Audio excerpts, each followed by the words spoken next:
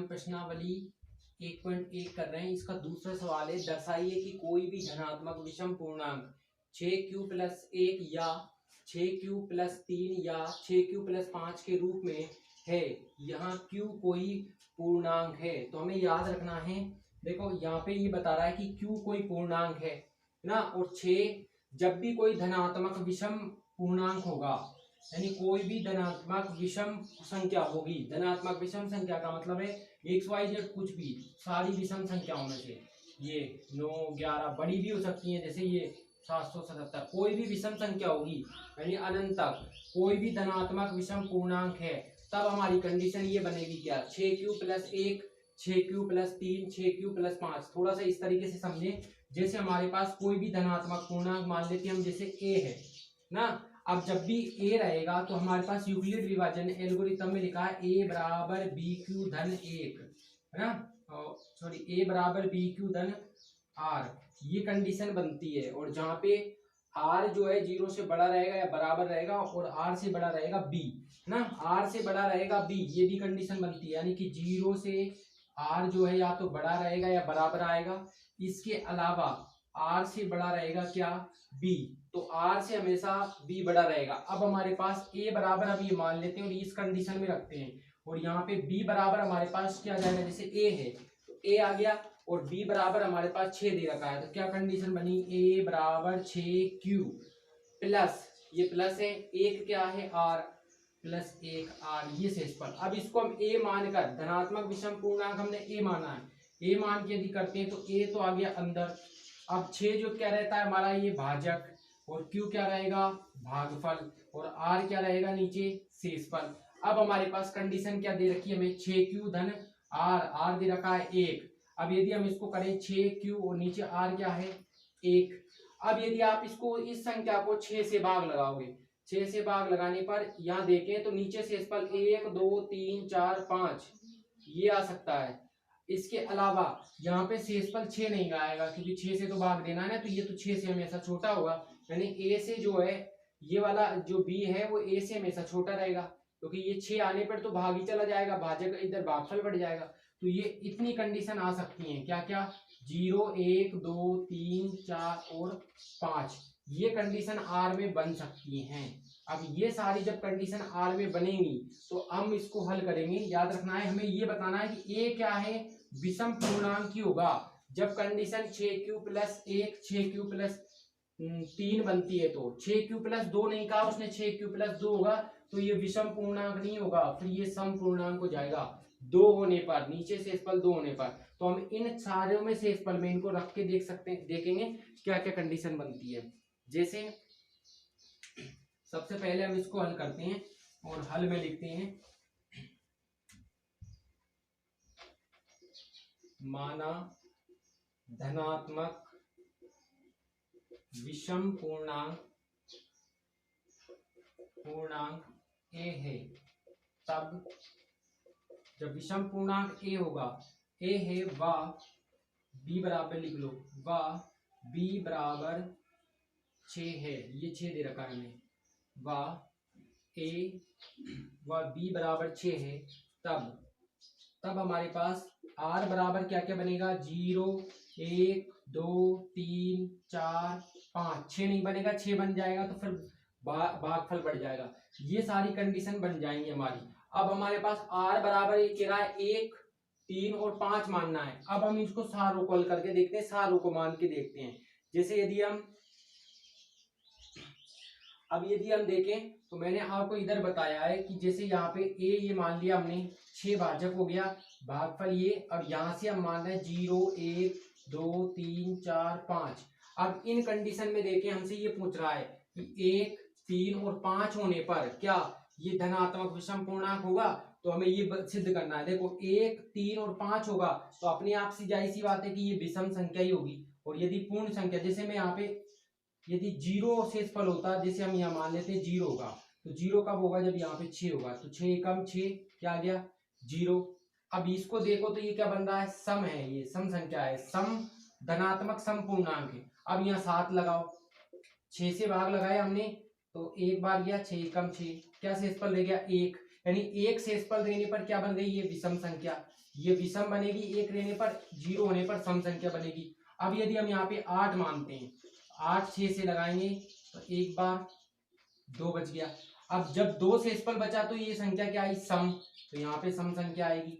अब यहाँ पे हम 9 मान लेते हैं, तो 9 मानने पे यहाँ क्या आएगा, नीचे 3, तो 9 क्या है, विषम, तो 3 शेषफल कब आता है, जब विषम संख्या होती है। तो यही तो बताना है, 1 3 और 5 होने पर हमें क्या, धनात्मक विषम पूर्णांक की प्राप्त होता है। तो हम इसमें यहाँ पे लिखेंगे, ये हमने ये इतना लिख दिया, विषम पूर्णांक ए बी बराबर 6 है, तब आर बराबर हमें ये प्राप्त हो सकते हैं, यहाँ लिख देंगे प्राप्त होंगे ये सारे। अब ये प्राप्त होंगे लिखने के बाद यदि हम देखें तो यहाँ पे एक बार लिख सकते हैं, यूक्लिड विभाजन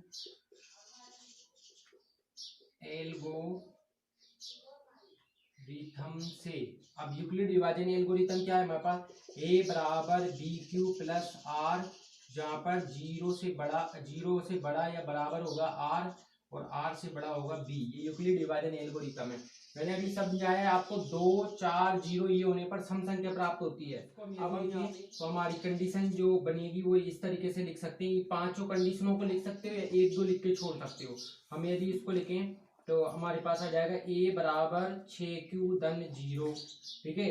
और भी कंडीशन देखें तो a बराबर 6q धन 1 है ना, a बराबर 6q धन 2, a बराबर 6q धन 3, इसी तरीके से कोमा लगा के लिख लो 4,5, r मान रहे हैं ना हम ये, तो ये सारा लिखना है। यहाँ पे हम लिखेंगे अतः a विषम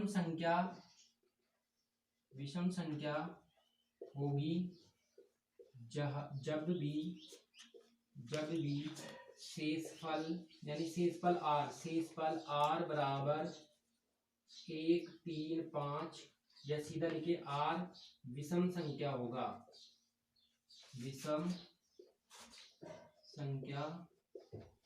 ये पहला सवाल हल हो गया है। कुछ नहीं करना है, ध्यान से समझना है, ये जमाने का तरीका बदल भी सकता है, ऊपर नीचे हो सकता है, इससे कोई भी फर्क नहीं पड़ता है। प्रश्न है, अगला प्रश्न है प्रश्न नंबर 3, इसमें लिखा है किसी परेड में 616 सदस्यों वाली एक सेना की टुकड़ी 32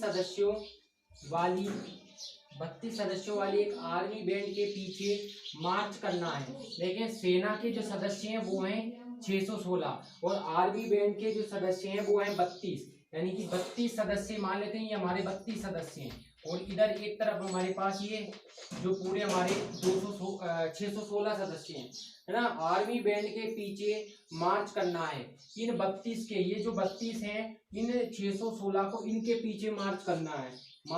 दोनों समूहों से समान संख्या वाले स्तंभों में मार्च करना है, यानी जितनी भी लाइनें बनेंगी उन सारी लाइनों में बराबर सैनिक आना चाहिए, यानी बैंड वाले भी बराबर आना चाहिए और इधर से ये भी बराबर आना चाहिए सारे। उन स्तंभों की अधिकतम संख्या क्या होगी जिसमें वे मार्च कर रहे हैं। तो अब ये जो हम लाइनें बनाएंगे कितने स्तंभ बनेंगे, क्योंकि बराबर बराबर लाना है 32 को, इनमें से जैसे 32 है, इनमें से किसी कुछ जैसे हम यहाँ ले 2 को ले लेंगे तो इनमें से बराबर लेके आना है और सारे स्तंभों में बराबर बराबर होना चाहिए। ऐसी जब कंडीशन बनती है, हमने इससे पूर्व वाली कक्षाओं में पढ़ी, कक्षा 6 7 में भी ऐसे सवाल आते थे, तब ऐसी कंडीशन में उनका एचसीएफ करते थे। तो हमें बताना है स्तंभों की अधिकतम संख्या क्या होगी, लाइनों की जो संख्या है, तो हम यहाँ पे हल लिखेंगे स्तंभों की अधिकतम संख्या, स्तंभों की अधिकतम संख्या के लिए हम क्या करेंगे, एचसीएफ बराबर, यानी एचसीएफ करना है हमें किसका, एचसीएफ 616 और 32 का। अब यूक्लिड विभाजन एल्गोरिथम से ही करेंगे क्योंकि 1.1 में यही चल रहा है सारा।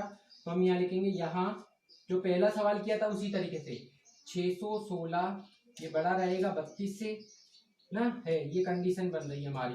इसके बाद में हम लिखेंगे यूक्लिड विभाजन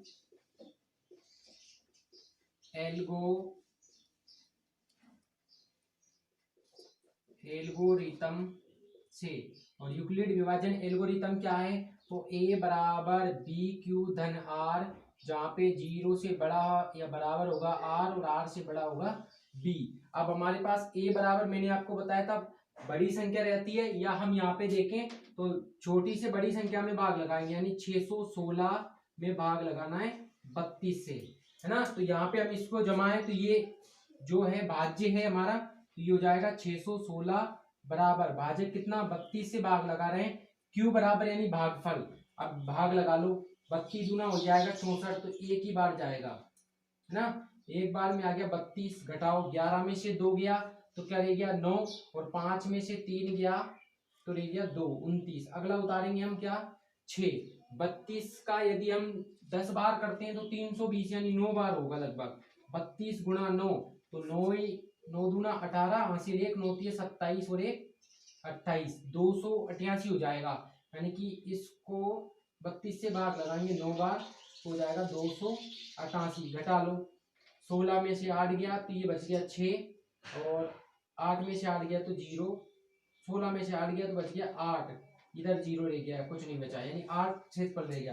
तो ऐसी कंडीशन में Q बराबर क्या आ गया हमारे पास 19 आ गया, धन R बराबर यानी शेषफल क्या आ गया 8। अब हमें क्या लिखना है, R बराबर 0 प्राप्त नहीं हुआ, यानी R बराबर 0 नहीं है।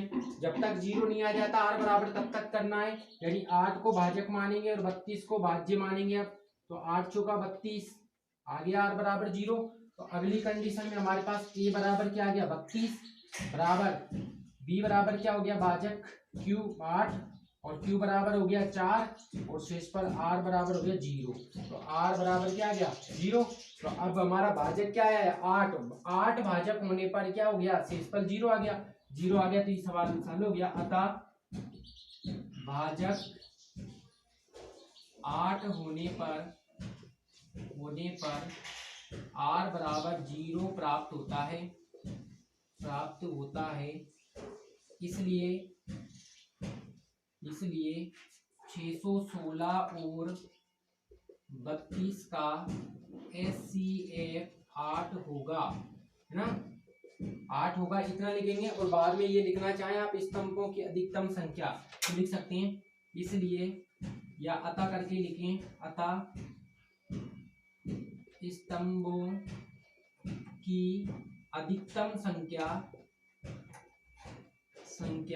8 होगी। ठीक है, इसका आप स्क्रीनशॉट ले लो, 1-2 बार अपने रफ में करके देखें। इसके बाद में अगला प्रश्न है जो 4 और 5 जो 1.1 का है, वो एक वीडियो में क्लियर कर लेंगे तो हमारा 1